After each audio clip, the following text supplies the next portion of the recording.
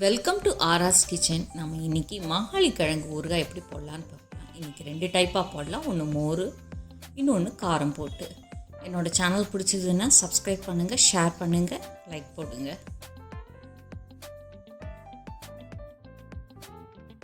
மாகாளி கிழங்கு 2 டைப் இருக்கும். ஒன்று வெள்ளைக்கிழங்கு, ஒன்று சிவப்பு கிழங்கு. நான் இன்றைக்கி வெள்ளைக்கிழங்கு வச்சு தான் ஊறுகாய் போடுறேன். இதை நல்லா கிழங்க முந்தின நாள் நைட்டே நல்லா தண்ணியில் கழுவி தண்ணியில் போட்டு வச்சிங்கன்னா அடுத்த நாள் காலையில் நம்ம ஊறுகாய் போடுறதுக்கு இந்த மாதிரி கிழங்கை சுரட்டுறதுக்கு ரொம்ப ஈஸியாக இருக்கும். நமக்கு எவ்வளோக்கு எவ்வளோ தண்ணியில் கழுவி போடுறீங்களோ அவ்வளோக்கு அவ்வளோ மண் போய் நீட்டாக இருக்கும் கிழங்கு. இந்த மாதிரி கிழங்கை நல்லா சுரண்டி எடுத்ததுக்கப்புறம் இதையும் 1க்கு 2 தடவை தண்ணியில் போட்டு அலசி எடுத்ததுக்கப்புறம் நம்ம அடுத்ததை ப்ராசஸ் பண்ணலாம். ஒரேடியாக பண்ணணும்னு இல்லை, ஒவ்வொரு டைப்பாக நிதானமாக பிரித்து பண்ணினோம்னா ஈஸியாக இருக்கும் நமக்கு. முதல்ல ஒரு ரவுண்டு கிழங்கெல்லாம் தோலை எடுத்ததுக்கப்புறம் தண்ணியில் போட்டு வச்சோம்னா இந்த மாதிரி அடுத்த ஸ்டெப்பு கிழங்கை 2ஆக வகுத்து எடுத்து நடுநரம்பை இந்த மாதிரி எடுக்கலாம். நம்ம எல்லா கிழங்குலையுமே நடுநரம்பு இல்லாமல் ஊறுகாய் போட்டால் தான் ஊறுகாய் நல்லாயிருக்கும் நமக்கு. இந்த மாதிரி பேட்சாக நீங்கள் தண்ணியில் போட்டு வச்சாதான் உங்களுக்கு ஈஸியாக இருக்கும். முதல் பேட்சை சுரண்டி போடணும், 2வது பேட்ச் கிழங்கை 2ஆக வகுத்து நடுநரம்பு எடுத்து வைக்கிறது, 3வது பேட்ச் இந்த மாதிரி குட்டி குட்டியாக கிழங்கை கட் பண்ணி அதை பொடிசாக நறுக்கி அதுவும் தண்ணியில் போட்டு வைங்க. இந்த மாதிரி ஒரு பேட்ச் ஒரு நாளைக்கு எவ்வளோ முடியுமோ அந்த மாதிரி பேட்சை தண்ணியில் போட்டு வைங்க. ஒரேடியாக எல்லா கிழங்கும் தண்ணியில் போடாதீங்க. ஒரு 2 கிலோ 3 கிலோ வாங்கியிருக்கீங்கன்னா மொத்தமாக போடலாம். நம்ம இப்போ ஒரு 10-15 கிலோ போடுறோம்னா பிரித்து போடுங்க. அப்போ தான் நிறைய நேரம் தண்ணியில் இல்லாத மாதிரி இருக்கும் கிழங்கு.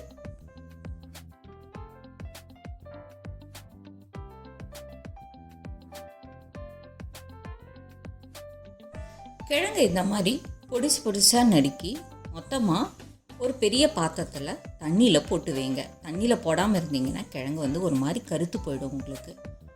தண்ணியில் மேக்ஸிமம் இது போடுறது லாஸ்ட் வாட்டராக இருக்கும். இதுக்கப்புறம் நம்ம நல்லா 1க்கு 2 தடவை வாஷ் பண்ணி உப்பு மஞ்சப்பொடி தான் போட போகிறோம். ஸோ இந்த ஸ்டேஜில் மேக்ஸிமம் மண் இல்லாமல் பர்ஃபெக்டாக இருந்தால் தான் நமக்கு கிழங்கு மண் கடிக்காமல் நல்லாயிருக்கும் ஊறுகாய் நமக்கு.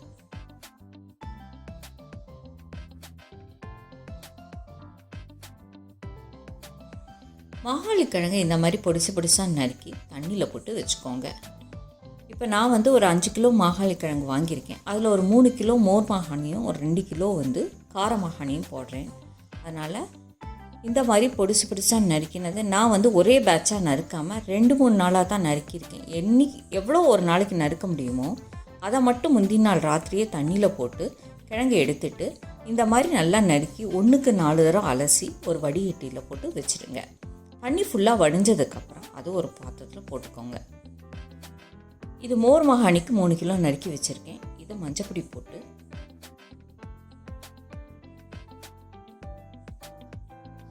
ஒரு 3 ஸ்பூன் மஞ்சப்பொடி போட்டிருக்கேன். இதோட ஒரு 7 டீஸ்பூன் பொடி உப்பும் சேர்க்குறேன். நான் உப்பு மஞ்சப்பொடி போட்டதுக்கப்புறம் நல்லா கலந்து விடுங்க. உப்பு மஞ்சப்பொடி போட்டதுக்கப்புறம் ஒரு 2-3 நாளைக்கு தினம் ஒரு வேலை எடுத்து கிண்டி மட்டும் கொடுத்து மூடி வைங்க. ஒரு 2-3 நாள் உப்புலே இருந்ததுக்கப்புறம் மோர் மாகாணிக்கு என்ன பண்ணணுமோ அதை பண்ணலாம். நம்ம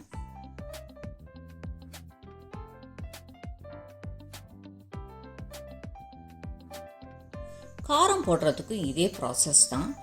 இன்னும் 2 கிலோ மாகாணியில் அதே உப்பு மஞ்சப்பொடி போட்டு இந்த மாதிரி 2-3 நாளைக்கு ஊற விட்டுடணும். தனித்தனி பாத்திரத்தில் போட்டு நான் தனித்தனியாக உப்பு மஞ்சப்பொடி போட்டு கிண்டி வச்சுருக்கேன்.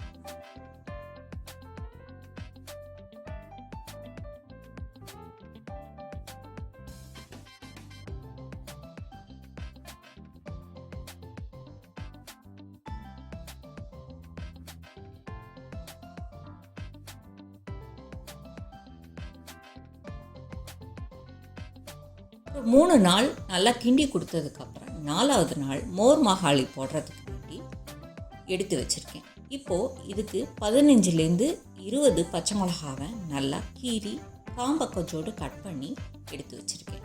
இப்போ இந்த மிளகாவையும் அந்த மாகாளியில் போட்டுடுங்க. நான் வந்து 3 கிலோவுக்கு வந்து ஒரு 2 லிட்டர் பால் வாங்கி முந்தின நாளே தோய வச்சு நல்லா தயிராக்கி வச்சுருக்கேன். அதை இப்போ நல்லா கடைஞ்சி எடுத்து வச்சுருக்கேன். இப்போ இந்த மோரையும் அதில் சேர்த்துருங்க. மோர் மகாலிக்கு வேறு எதுவும் இல்லை, வெறும் தயிரும் பச்சை மிளகாவும் தான். இப்போ வந்து நல்லா கிண்டி கொடுங்க. நல்லா வந்து மோரும் பச்சை மிளகாவும் கிழங்குல நல்லா பிடிக்கிற மாதிரி நல்லா கிளறி விடுங்க. அவ்வளோதான், நம்மளோட மோர் மகாலி ரெடி ஆகிடுது. இதை வந்து ஒரு 4-5 நாள் தொடர்ந்து கிண்டி கொடுத்து ஒரு நல்லா ஜாடியில் போட்டு மூடி வச்சிங்கன்னா 1 வருஷம் ஆனாலும் கெட்டு போகாது நமக்கு.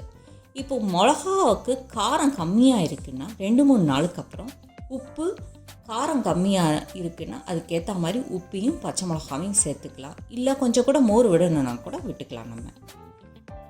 இப்போ வந்து காரத்துக்கு வந்து ஒரு 100 கிராம் கடுகா பொடிச்சு வச்சுருக்கேன். ஒரு 100 கிராம் வரமிளகாத்தூள் எடுத்து வச்சுருக்கேன். எலுமிச்சம்பழம் வந்து இந்த சைஸுக்கு ஒரு 10 பழம் புழிஞ்சு வச்சுருக்கேன் நான். அதே மாதிரி 2-3 நாளைக்கு அப்புறம் இந்த மாதிரி கிண்டி கொடுத்ததுக்கப்புறம் லெமனை சேர்த்துருங்க. லெமன் சேர்த்ததுக்கப்புறம் ஒரு 2 நாளைக்கு இதே மாதிரி கிண்டி கொடுத்து மூடி வைங்க.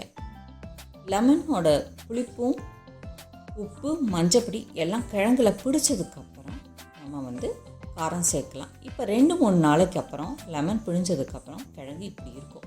தண்ணி கொஞ்சம் லேசாக விட்டு நமக்கு புளிப்பு தன்மை எப்படின்னா, நம்ம காரம் கடுகெல்லாம் சேர்த்ததுக்கப்புறம் பத்தலைன்னா நம்ம வந்து 2-3 நாள் வெளியே வச்சதுக்கப்புறம் தான் ஜாடியில் மாற்றுவோம். அப்போ நமக்கு எவ்வளோ தேவையோ அதை சேர்த்துக்கலாம் நம்ம. 4th டே லெமன் ஜூஸ் விட்டதுக்கப்புறம் மூடி வைக்கிறேன். ஒரு 3 டேஸ்க்கு அப்புறம் கிழங்கு வந்து லெமனில் நல்லா ஊறி இருக்கும் நமக்கு. இப்போ லெமனில் ஊறின கிழங்குல வந்து காரமும் கடுகு பொடியும் சேர்த்துடலாம். நான் இன்றைக்கி ஒரு 4 ஸ்பூன் வரமிளகாத்தூள் சேர்க்குறேன். கிழங்கு வந்து புளிப்பு தன்மைக்கு ஏற்ற மாதிரி தான் ஊறுகாய்க்கு காரம் போட முடியும் நம்ம. உங்களுக்கு வந்து ஊறுகாய் புளிப்பு பத்தலைன்னா இந்த ஸ்டேஜில் நீங்கள் திரும்பி லெமன் சேர்த்துக்கலாம். இதோட 1.5 ஸ்பூன் கடுகு பொடி சேர்க்குறேன். இப்போது வரமிளகாத்தூள், கடுகு பொடி எல்லாமே நல்லா கிழங்கோட சேர்ந்து வர மாதிரி கிளறி கொடுங்க.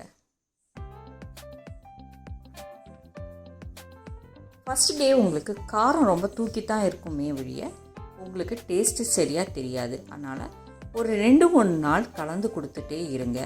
ஒரு 9th 10th டே ஆனால் உங்களுக்கு ஓரளவுக்கு வந்து புளிப்பு, உப்பு, காரம் செட் ஆகிடும். இப்போ இந்த நேரத்தில் உங்களுக்கு ஏதாவது இதுக்கு தேவைன்னா கலந்துக்கலாம். நீங்கள் ஒன்றும் தப்பு கிடையாது. நான் வந்து ஒரு 8th டே வந்து புளிப்பு பத்தலைன்ட்டு இன்னொரு 2 எலுமிச்சப்பழம் கூட சேர்த்துருக்கேன் நான். இது ஒரு பிளட் பியூரிஃபையர்னு சொல்லுவாங்க. அதனால் இந்த கிழங்குக்குன்னு ஒரு தனி ஃப்ளேவர், ஒரு ஸ்மெல் இருக்குது. எல்லாருமே இதை வந்து இந்த ஊறுகாவை ட்ரை பண்ணி பாருங்கள், சாப்பிட்டு பாருங்கள். ஏன்னா 2 டைப்புமே ரொம்ப நல்லா இருக்கும் தயிர் சாதத்துக்கு சாப்பிட்றதுக்கு. அதுவும் இந்த மாதிரி குளிர்காலத்தில் இந்த ஊறுகாய் வந்து ரொம்ப நல்லா இருக்கும் சாப்பிட்றதுக்கு. ட்ரை பண்ணி